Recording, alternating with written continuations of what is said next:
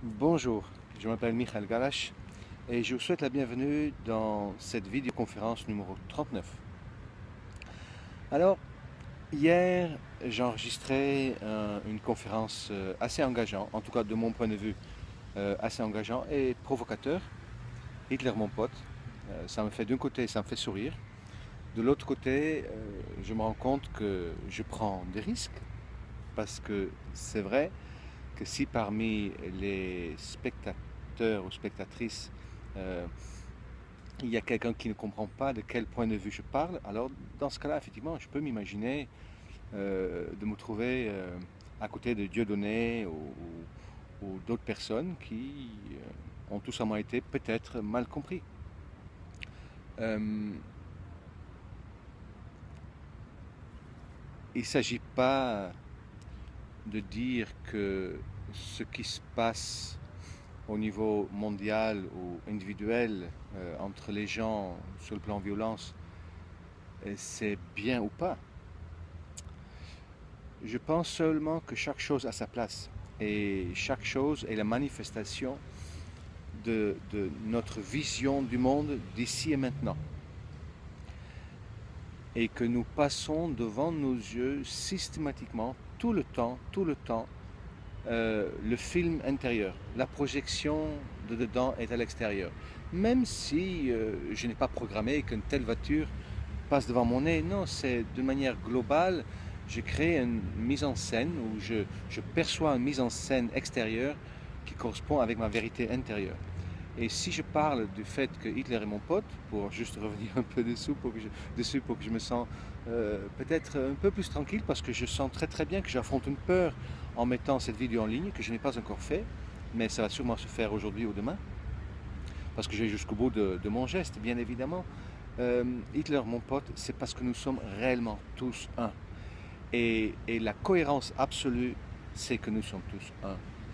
Et même dans la Torah, le Shema Israël, Adonai Eloheinu, Adonai Echad, ça correspond à ça. Écoute, ô Israël, écoute ton Dieu, je suis un. Et si Dieu était un être, il n'avait pas besoin de le dire. Ça veut dire que le Dieu, est un. Et nous sommes tous un et il n'y a pas d'exception. Après, c'est à moi de faire mon travail intérieur pour arriver à intégrer ça si je veux bien. J'ai le choix et vous avez le choix aussi. En tout cas, tout ce que je raconte ne m'engage qu'à moi. Cette vidéo est un peu la suite logique de ce que je disais. Euh, et c'est une expression qu'on entend souvent. L'amour guérit. Ça veut dire quoi? Ça veut dire que si on a une relation sexuelle, on va mieux. J'aimerais bien, je pense que les gens feraient plus de relations sexuelles et je pense qu'effectivement, du coup, le monde sera peut-être aussi plus en paix. Je ne pense pas que ça veut dire ça. Euh, L'amour guérit, pour moi, ça veut dire que, euh, que l'amour avec un grand A guérit. Et c'est quoi l'amour avec un grand A? J'aime bien regarder ce que dans ce cas-là veut dire l'amour, et je me répète bien évidemment, mais pour moi, Dieu est amour.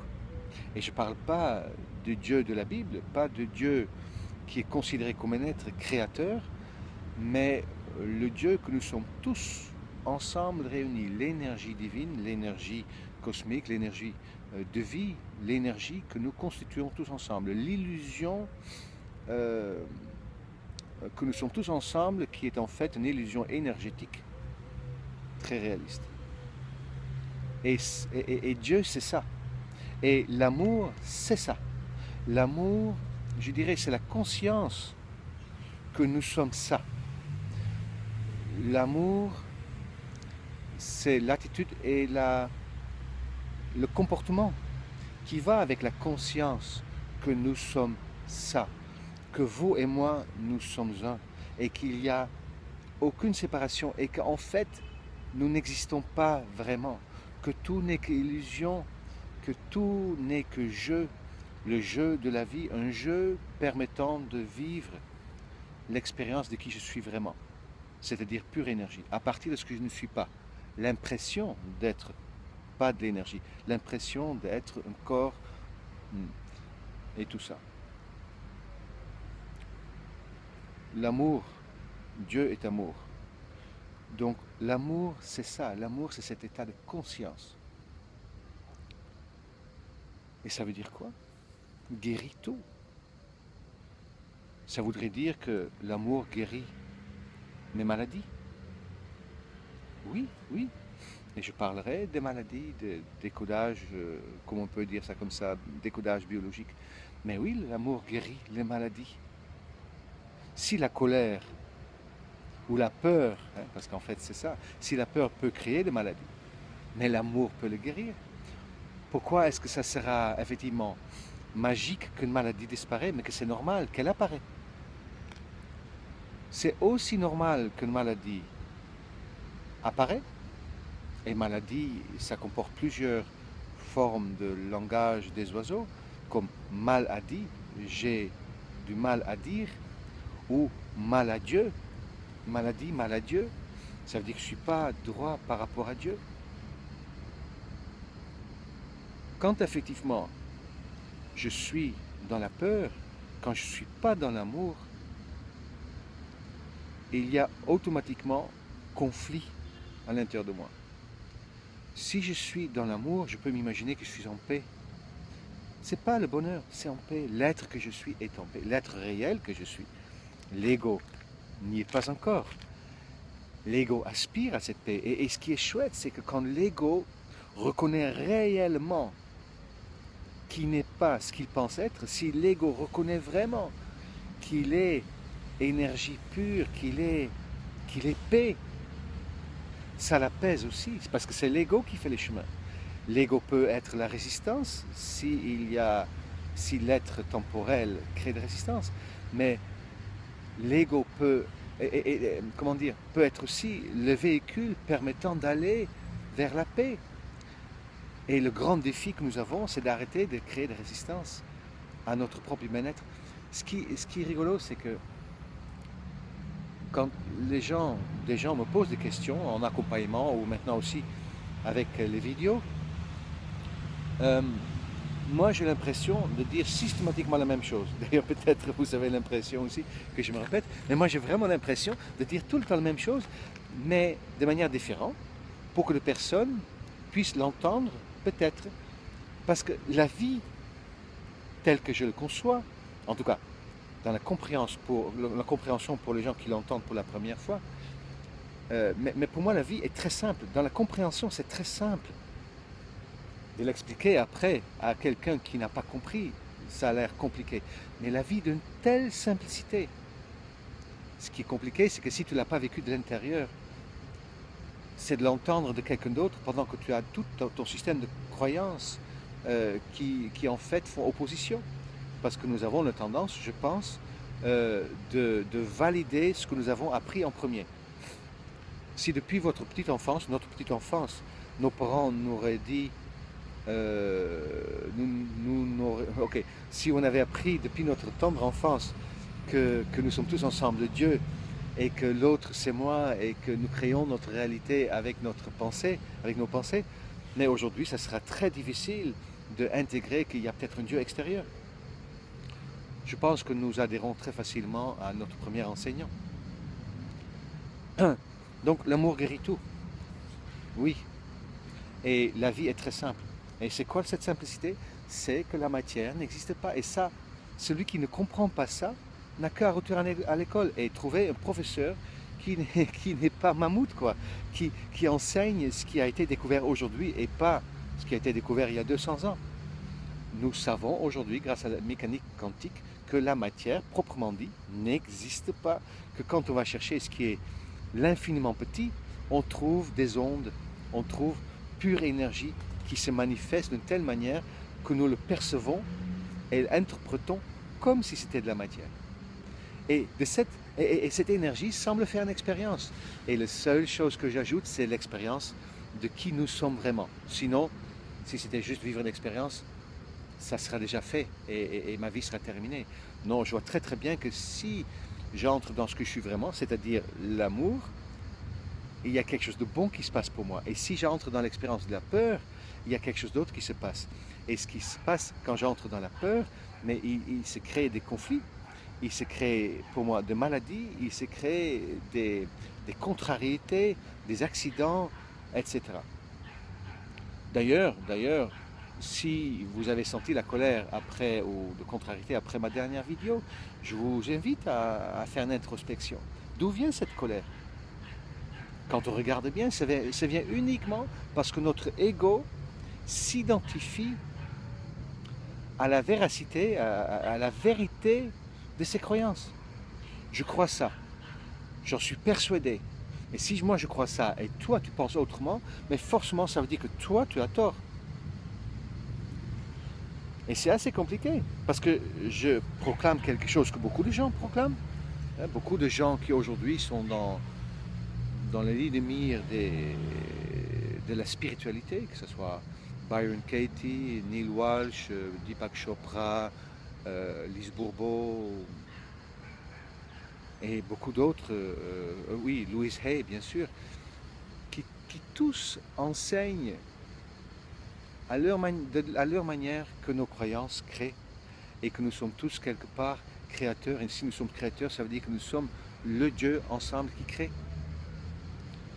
Si j'oublie ça, je vais automatiquement m'identifier à mon ego. Si je ne le sais pas, je vais automatiquement m'identifier à mon ego. Et mon ego, c'est quoi? Ce sont mes possessions, ce sont mes pensées, ce sont toutes les identifications, c'est mon nom. Il y a des gens qui peuvent être en colère par rapport au fait qu'on n'exprime pas bien leur nom, et j'ai connu ça moi aussi. Je vais m'identifier donc à mes convictions, à mon équipe de foot, à ma partie politique. Et ce sont tous des identifications liées à mon être temporel, dualiste, qui fait la différence avec l'autre. Cette identification, maintenue par le conditionnement, par l'apprentissage,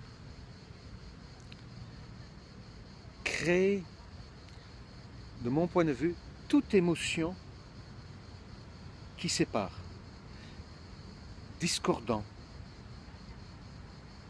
C'est-à-dire que Danny Bois, qui était, comment dire, le formateur de la formation que j'ai fait il y a une vingtaine d'années, la fasciathérapie, disait, et j'aime beaucoup sa définition, la maladie est l'incapacité de vivre son présent.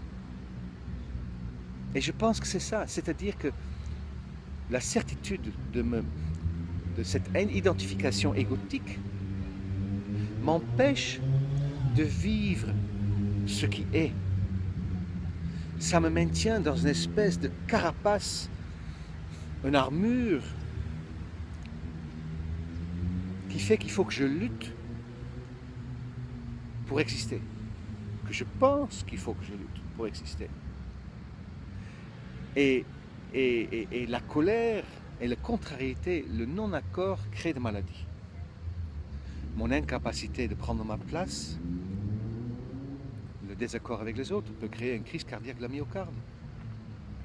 Un problème de territoire peut créer de l'allergie ou un rhume de foin. Le fait que je pense que je suis un mauvais compagnon de ma compagne peut faire que j'ai un problème d'épaule. Si j'ai un problème avec ma direction de vie, je peux avoir le problème avec mes chevilles. Ok, c'est très grossier ce que je dis, mais chaque maladie, chaque mal me dit où je suis à côté de la plaque, où je suis dans ma peur. Et chaque maladie, chaque événement, chaque colère, chaque désaccord que j'ai me donne l'indication où je ne suis pas dans l'amour. Et ce qui est fabuleux et ce qui est magique, c'est que la vie, mon être profond, ce que je suis vraiment, et je le dis dans une vidéo récente, ce que je suis vraiment passe son temps à m'indiquer, Michael, tu es à côté de la plaque. Si j'ai un inconfort, si j'ai une douleur, la seule question que je me pose, c'est où est-ce que je suis à côté de la vie? Où est-ce que je suis à côté de l'amour? Et c'est de cette manière-là que l'amour guérit. Et l'amour, ce serait quoi? C'est comprendre où j'ai tort. comprendre où j'ai tort, exprimer ce que je n'ose pas exprimer et faire ce que je suis censé faire. Nous sommes censés devenir des êtres complètement au diapason de l'énergie divine, c'est-à-dire vivre comme des dieux sur terre, comme des dieux en France, comme on peut dire. Ça veut dire que de vivre dans mon corps physique une expérience divine, puisque je suis un être divin qui vit une expérience incarnée. Et l'objectif, c'est de vivre ça, d'être complètement, comment dire, de vivre la magie, de vivre dans ce corps sans aucune peur, avec cette liberté, cette ouverture, cette fluidité qui correspond à ce que je suis vraiment. Vous imaginez que vous n'avez plus aucune peur, que vous pouvez du coup aller où vous voulez, parler avec qui vous voulez, aborder n'importe quelle belle femme et dire « je te trouve belle, j'aimerais faire l'amour avec toi ou passer la nuit avec toi ». Qu'elle dise oui ou non, c'est notre histoire. Mais de oser le faire, qu'il n'y a plus aucun retenu de vie. Et tout ce que nous voyons quand nous sommes dans la peur, c'est le retenu. Là, je vois un monsieur qui passe avec sa femme devant, et le monsieur, il arrive à peine à marcher. Ça me fait de la peine qu'il a de la peine à marcher. C'est monsieur qui a sûrement donné toute sa vie à son patron, qui a reçu un salaire, et aujourd'hui, et je ne juge pas ça, je ne dis pas que c'est mal ou bien, mais aujourd'hui, je le vois, sa femme est en train de l'aider à monter sur l'escalier. Il est complètement dépendant de sa compagne. Il a perdu toute sa liberté. Et ce n'est qu'une interprétation, bien sûr. Et moi, je me vois. Hier, j'ai dit à une amie, j'ai 57 ans. Et j'ai l'impression d'être d'avoir à peine 18 ou 19 ans. Bien sûr, je me vois là, je me regarde dans les vidéos. Je ne vous regarde pas nécessairement dans les yeux. Mais je vois très bien que j'ai l'apparence d'un homme d'un certain âge. Mais quand je bouge ou quand je me sens de l'intérieur, je sens ce pétillement qui n'a pas d'âge. Et je me rends compte qu'au fur et à mesure que je me libère de la peur, que je vais vers l'amour, mes maladies disparaissent ou diminuent. Mes contrariétés diminuent. Mes rapports avec les autres est meilleur. Et la vie est magique. Et ça peut changer d'un jour à l'autre. Ça se peut qu'un jour, et c'est arrivé il y a quelques jours, j'avais mal au dos. Parce que je ne me respectais pas. C'était un lumbago, disons. Ça ressemblait à ça. Et j'ai compris, j'ai écouté. Et je dis, mais respecte-toi. Et je suis allé manger une pizza. Parce que j'avais envie d'une pizza. Et j'adore la pizza ici à Nice. Et il y a un endroit où j'aime beaucoup. Et ça me fait du bien, j'adore ça.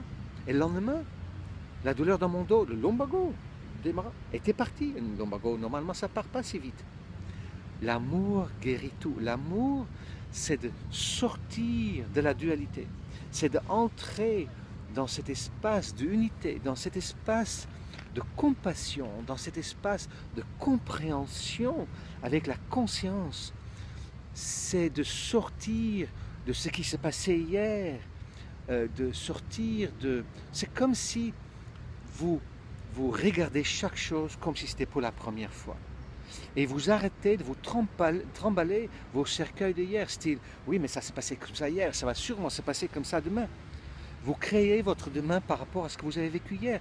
Non, lâchez vos cercueils. Le passé n'existe pas et le futur n'est pas encore là, mais votre présent est là. Et il y a une expression qui dit ça en anglais.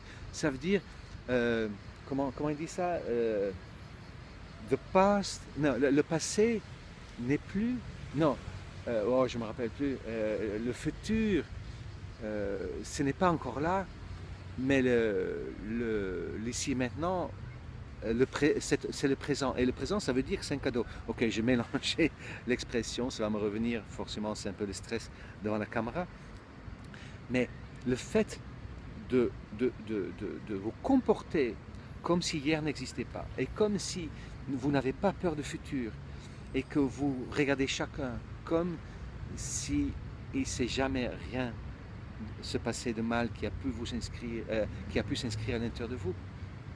Ça va vous permettre d'entrer dans l'amour. L'amour, c'est l'ici et maintenant. L'amour, c'est l'absence de blessures. L'amour, c'est la conscience qu'il n'y a personne qui m'a fait du mal. Il y a uniquement mon être que je suis qui m'invite à des défis extraordinaires. Et quand vous entrez dans ça, dans cet état d'amour, qui est un état de conscience et non pas un état de je t'aime, tu m'aimes, si vous entrez dans cet état de présence divine, je vous garantis que tout disparaît. Même le cancer, même le sida, même, ok, bien sûr, si quelqu'un a disparu de votre vie, il ne va pas nécessairement revenir, mais la douleur peut disparaître. Si vous avez perdu un bras, elle ne va pas repousser. Et encore, je n'en sais rien. Mais elle ne va pas repousser parce que je pense que ce n'est pas possible. Vous voyez ce que je veux dire? L'amour, c'est aussi la compréhension que tout est possible, tout, absolument tout est possible puisque je suis créateur de ce qui est possible. Et si je pense que ce n'est pas possible, ça ne sera pas possible. Il y a plein de choses encore à dire là-dessus. J'espère surtout que vous avez compris ce que j'essaie de faire comprendre. L'amour guérit tout, absolument tout. Votre état divin guérit tout. Mais ça demande un effort de votre côté, un effort de victoire sur vos émotions, un effort sur vos croyances. Voilà. Je vous souhaite une très belle journée et je vais pas tarder à enregistrer la vidéo suivante. À très bientôt. Au revoir.